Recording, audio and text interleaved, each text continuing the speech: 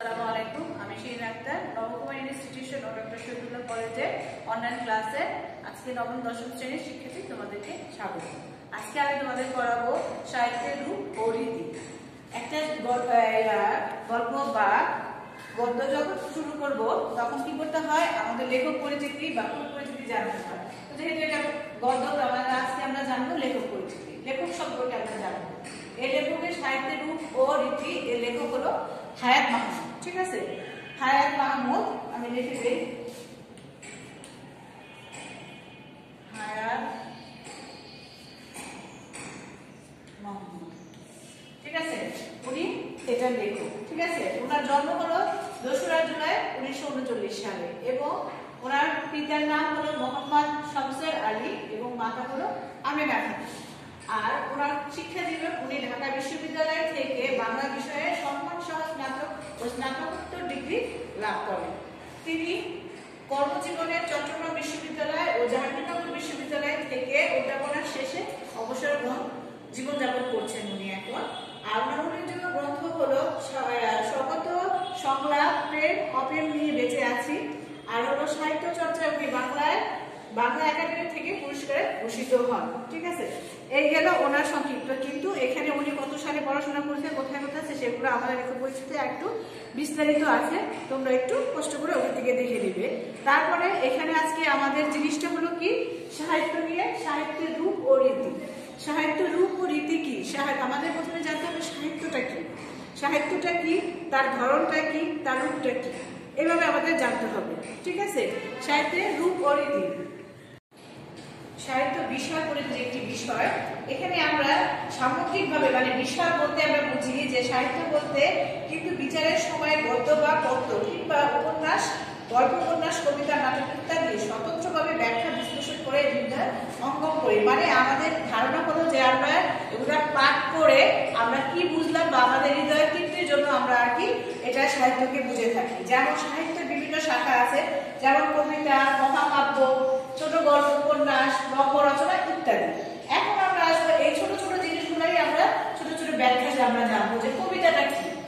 ছন্দবদ্ধ ভাষায় অর্থাৎ গদ্যে যা লিখিত হয় তাকে আমরা কবিতা বলে থাকি। ঠিক আছে, কবিতা বলে থাকি। এই কবিতার পরিধি অনেক সময় বড় হতে পারে, ছোট হতে পারে। এখানে যেমন এখানে আমাদের যে বাংলা ভাষায় মহাকাব্যের চূড়ান্ত সফল রূপ প্রকাশ করেছেন মাইকেল মধুসূদন দত্ত তার মেঘনাদ ধব কাব্যে।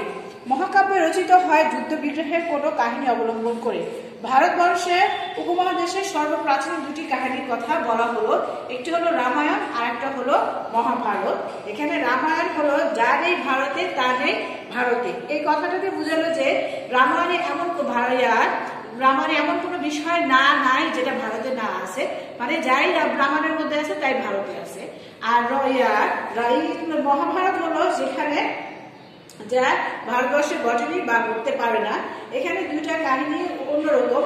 এখানে মহাভারত হলো, যেমন রামায়ণটা হলো পত্নী সীতাকে নিয়ে একটা কাহিনী, যে ওনাকে ওনার তার ভাই তাকে বন্দি করে তাকে নিয়ে যায় কোথায়, বাগান বাড়িতে, এবং সেই সীতাকে উদ্ধার করার জন্য রাম ও রাবণের মধ্যে যে যুদ্ধ হয় সেটাই হলো রামায়ণ কথা। মোট কথা সেখানে ছিল না তাকে এইভাবে। মহাকাব্য হলো অতিশয় দীর্ঘ কাহিনী কবিতা। মহাকাব্যের মূল লক্ষ্য হলো গল্প বলা, তবে তাকে গদ্য না লিখে পদ্যে লিখতে হয়। এর বাইরে আছে সংক্ষিপ্ত আকারে কবিতা, যা গীতি কবিতা হিসেবে পরিচিত। ঔপন্যাসিক বঙ্কিমচন্দ্র কিছু গান ও কবিতা রচনা করলেও তার প্রধান সৃষ্টিকর্ম নয়। তিনি বলেছেন, বক্তার ভাবোচ্ছ্বাসের পরিস্ফুটন মাত্রই যাহার উদ্দেশ্য সেই কাব্যই গীতিকাব্য। এই মন্তব্য সর্বাঙ্গ সত্য। গীতি কবিতা কবির অনুভূতি প্রকাশ হওয়ায় সাধারণত দীর্ঘায়ু হয় না, কিন্তু ক্ষেত্রে বিশেষে যদি দীর্ঘায়ু হয় তাতে অসুবিধা নেই, যদি কবির মনের পূর্ণ অভিব্যক্তি সেখানে প্রকাশিত হয়ে থাকে। বাংলা সাহিত্যের গীতি কবিতার আদি নিদর্শন হলো বৈষ্ণব কবিতাবলী। এভাবে কবিতার যে একজন এক একটা রচনা করেছে সেটার একটা যুক্তিযুক্ত, যেমন রবীন্দ্রনাথ ঠাকুর, অতুল প্রসাদ, রামপ্রসাদ, রজনীকান্ত সেনের রচনা। স্বদেশ প্রীতিমূলক যেমন বঙ্কিমচন্দ্রের বন্দে মাতরম, রবীন্দ্রনাথের অসংখ্য কবিতা গান, প্রেমমূলক, প্রকৃতি বিষয়মূলক, এভাবে। এরপরে আসে আমরা নাটক। নাটকটা হলো বিশ্ব সাহিত্যের নাম ও সর্বাপেক্ষা প্রাচীন যেটা আগে মানুষ কি হতো যে এই নাটকটাকে দুই ভাগে ভাগ করা হয়, একটা হলো দৃশ্য, একটা হলো শ্রব্য। শ্রব্য কারণ দৃশ্যটা হলো দেখা যায় আর শ্রব্য মানে শোনা যায়। আগের দিনে দেখা গেছে নাটকটাকে বেশি প্রাধান্য দেওয়া হতো, কারণ আগের দিনে তো অত বেশি স্যাটেলাইট ছিল না, অত বেশি প্রযুক্তি ছিল না, সেজন্য নাটকটাকে বেশি আত্মকেন্দ্রিক ছিল। সেই নাটকটি ছিল কি বেশি ছিল দৃশ্যকাব্য, কারণ নাটকটাকে দেখা যায়। দেখা গেছে অভিনয়টা দেখা যায় যে একটা ভাবমূর্তি বা একটা বিষয়কে সেখানে তুলে ধরা হয়, সেটাই ছিল নাটক। নাটকের যে ইগুলা ছিল সেটা আবার কয়েক প্রকার হয়, 5 ধরনের নাটক: প্রাম্ভ, প্রবাহ, উৎকর্ষ, গ্রন্থিমোচন এবং উপসংহার। সেখানে কাহিনীর বিষয়বস্তু পরিণতির দিক থেকে বিচার করলে নাটককে প্রদত্ত ট্র্যাজেডি বা কমেডি এবং প্রহসন এই 3টি বিভাগে বিভক্ত করা যায়। এদের মধ্যে ট্র্যাজেডিকে সর্বশ্রেষ্ঠ গণ্য করা হয়। ট্র্যাজেডির ভিতরে 2টি অংশ ক্রিয়াশীল থাকে, একটা হলো প্লট বা নাটকের আখ্যান ভাগ, চরিত্র সৃষ্টি, সংলাপ, চিন্তা বা অ্যারিস্টটল বলেছেন রঙ্গমঞ্চে নায়ক বা নায়িকার জীবন কাহিনীর দৃশ্য পরম্পরা উপস্থাপনের মাধ্যমে যে নাটক দর্শকের হৃদয়ের ভয় ও করুণা প্রশমিত করে, তার মনে করুণ রসের আনন্দ সৃষ্টি করে, তাই হলো ট্র্যাজেডি। ঠিক আছে, এই ট্র্যাজেডি যে মানব চরিত্রের যে কৌতুক প্রবল দিক, কাউকে নিপীড়ন করে না, ব্যথা দেয় না, হাস্যরস সৃষ্টি করে, তাই হলো কমেডির উপজীব্য। মানে কমেডি হলো মানুষের হাসি খুশি থাকবে, সেখানে কোনো বেদনা থাকবে না, এই ধরনের। শ্রেণীবিন্যাসের বিবেচনায় নাটককে বহু শ্রেণীতে বিভক্ত করা সম্ভব, যেমন ধ্রুপদী বা ক্লাসিক্যাল নাটক, রোমান্টিক নাটক। ধরা যাক কাব্যধর্মী নাটক, সামাজিক নাটক, চক্রান্তমূলক নাটক, ঐতিহাসিক নাটক, পৌরাণিক নাটক, প্রহসন। এসব ব্যতিরিক্ত হতে পারে গীতিনাট্য, নৃত্যনাট্য, চরিত্র নাটক, উপন্যাসের নাট্যরূপ, সাংস্কৃতিক নাটক, সমস্যা প্রধান নাটক, একাঙ্কিকা নাটক ইত্যাদি। ট্র্যাজেডি ও কমেডি মোটা দাগে এই 2টি বিভাজন তো রয়েছে। তারপর আসে ছোট গল্প। ছোট গল্পটা হলো কি যে এখানে রবীন্দ্রনাথ ঠাকুর একটা কথা বলেছে যে শেষ হয়েও হলো না শেষ। মানে ছোট গল্পের রেশটা হয়ে যায় কেমন যে খুব স্বল্প সময়ের মধ্যে কিন্তু এর রেশটা থেকেই যায় যে হ্যাঁ পরে কি হবে বা আরেকটু হলে ভালো হতো, এই ধরনের। মানে তাদের মতো হলো যে আমাদের ইংরেজি কবির বলেছেন যে 10 থেকে 50 মিনিটের ভিতরে যেটা শেষ হয়ে যায় সেটাই হলো ছোট গল্প। ঠিক আছে, এই ছোট গল্প বহু প্রকার হতে পারে। ঠিক আছে, যেমন 1 নম্বর হলো প্রেম বিষয়, 2 হলো সামাজিক, 3 হলো প্রকৃতি ও মানুষ সম্পর্কে, 4 হলো অতি প্রকৃত, 5 হাস্য রসাত্মক, উদ্ভট কল্পনাশ্রয়ী, সাংস্কৃতিক বা প্রেমিক ধর্মী। এখানে মোট 15 প্রকারে আছে। ঠিক আছে, এখানে 7টা লিখছি, বাকিটা আমি এখন লিখব। তারপর কি আছে ঐতিহাসিক, 9 নম্বর বিজ্ঞান ভিত্তিক, 10 নম্বর গার্হস্থ্য বিষয়, 10 11 হচ্ছে মনস্তান্ত্রিক, 12 হলো মনুষ্যত্বের প্রাণী জগৎ, 13 হলো বাস্তবনিষ্ঠ, 14 হলো গোয়েন্দা কাহিনী, 15 হলো বিদেশি পটভূমিকায় রচিত গল্প। এই হলো তোমাদের যে ছোট গল্পের যে প্রকারভেদগুলো ছিল সেখানে। এইটার আর কি বিষয় কি এখানে এক একটা কি বলতে চাইছে সেই জিনিসগুলো বুঝালাম। এখন আমরা আসি উপন্যাস। উপন্যাস হলো সাহিত্যের শাখা প্রশাখার মধ্যে উপন্যাস অন্যতম। সেই উপন্যাসটা হলো এমন ভাবে যে তুমি যে দর্শক বা শ্রোতা বা পাঠককে তুমি কি বুঝাতে চাও সেই জিনিসটা বোঝানোর সেই কাহিনীটাই হলো তোমার লিখিত রূপটাই হলো তোমার উপন্যাস। ঠিক আছে, সেইখানে তোমার বাংলা সাহিত্যের মধ্যযুগের সব ধরনের মঙ্গল কাব্যই ছন্দে রচিত এবং তোমার তাতে গল্প বা কাহিনী প্রকাশিত হয়েছে। তবু তাকে উপন্যাস না বলে কাব্য বলা হতো, যেহেতু কবিতার ন্যায় তা ছন্দে রচিত হয়েছে, তাই উপন্যাস রচিত হয় গদ্য ভাষায়। এই তথ্য অত্যন্ত প্রয়োজনীয়। ছন্দবদ্ধ রচনার অনেক পরে যেহেতু গদ্যের আবির্ভাব, তাই অপেক্ষাকৃত আধুনিক কালে গদ্যে কাহিনী রচিত লেখা হয়েছে, যেমন গল্প বা ছোট গল্প, উপন্যাস, সমকাহিনী ইত্যাদি।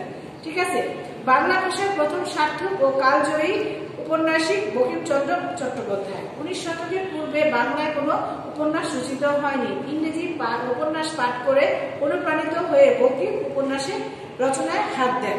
ঠিক আছে, এভাবে উপন্যাসের বিভিন্ন রকমের হতে পারে, যেমন ঐতিহাসিক উপন্যাস, সামাজিক উপন্যাস, কাব্যধর্মী উপন্যাস, ডিটেকটিভ বা গোয়েন্দা ভিত্তিক, আর হলো মনো বিশ্লেষণ ধর্মী উপন্যাস, এইভাবে। তারপর আমরা আসি প্রবন্ধ। প্রবন্ধটা কি আছে যে গদ্যে লিখিত এমন রচনা যার উদ্দেশ্য পাঠকের জ্ঞান তৃষ্ণাকে পরিতৃপ্ত করে। মানে কি, আমি যা লিখলাম, ঠিক আছে, আমার উদ্দেশ্য হলো পাঠকের জ্ঞান তৃষ্ণাকে পরিতৃপ্ত করে। পরিতৃপ্ত মানে কি, তাকে খুশি করে বা সে বুঝতে সক্ষম হয়, ঠিক আছে, তার জ্ঞানের পরিধি বড় হয়, সেটাই হলো তোমার প্রবন্ধ। সেই প্রবন্ধের মধ্যে হলো যেমন প্রবন্ধ বাংলা সাহিত্যের উদাহরণস্বরূপ গণ্য করা চলবে না যদি না লেখাটি সাহিত্য পদবাচ্য হয়। সাহিত্যের প্রধান লক্ষণ সৃজনশীলতা। লেখকের সৃজনী শক্তির কোনো পরিচয় যদি পরিস্ফুটিত না হয়, তো এমন কোনো লেখাকে প্রবন্ধ সাহিত্যের লক্ষণযুক্ত বলা যাবে না। এ কারণে খবরের কাগজে প্রকাশিত সমস্ত লেখায় গদ্যে রচিত হলেও তাদেরকে প্রবন্ধ সাহিত্যের নমুনা হিসেবে বিবেচনা করা সম্মত নয়। তাহলেই তো জ্ঞান বিজ্ঞানের সংক্রান্ত সকল রচনায় সার্বভৌমিত্ব প্রবন্ধ সাহিত্য বলে গণ্য হতে পারত। এখন মনে রাখা প্রয়োজন, সাহিত্যের যা চিরন্তন উদ্দেশ্য সৌন্দর্য সৃষ্টি ও আনন্দদান, প্রবন্ধের সেই উদ্দেশ্যই একই। প্রবন্ধের দুটি মুখ্য শ্রেণী বিভাগ, সেটা হলো তোমার হলো তন্ময় এবং মন্ময় প্রবন্ধ, ঠিক আছে। এটা হলো সাহিত্যের অন্যতম দুটি শাখা বা শ্রেণী বিভাগ। তোমার বিষয়বস্তুর প্রাধান্য স্বীকার করে যে সকল বস্তুনিষ্ঠ প্রবন্ধ লিখিত হয় সেগুলো বলা হয় তন্ময় বা বস্তুনিষ্ঠ প্রবন্ধ। এ ধরনের প্রবন্ধ কোনো সুনির্দিষ্ট সুচিন্তিত চৌহাদ্দি বা সীমারেখার মধ্যে আদি, মধ্য ও অন্ত সম্মিলিত চিন্তা প্রধান সৃষ্টি। এ জাতীয় রচনা লেখকের পাণ্ডিত্য, বুদ্ধি ও জ্ঞানের পরিচয় মুখ্য হয়ে দেখায়। আরেক শ্রেণীর রচনার সমূহ যেখানে লেখকের মেধা শক্তি অপেক্ষা হৃদয় ব্যক্তি প্রদান হয়ে ওঠে, এদেরকে বলা হয় মনোন্ময় প্রবন্ধ। এখানে দেখা গেছে এই দুইটা প্রবন্ধের মধ্যে যে এই দুইটা শ্রেণী মিলে হলো তোমাকে প্রবন্ধ, সেটা হলো কি, হলো তন্ময় এবং মন্ময়। এইটা হলো কি, একটা হলো সৃজনী শক্তি আর একটা হলো তোমাদের মেধা শক্তি। এই যে মেধা শক্তি এবং সৃজনী শক্তি দ্বারা একটা প্রবন্ধ একদম সঠিক কাঠামোতে গিয়ে পৌঁছায়। আজকে আমি তোমাদের যে পড়ালাম এটা যে সাহিত্যের রূপ ও রীতি।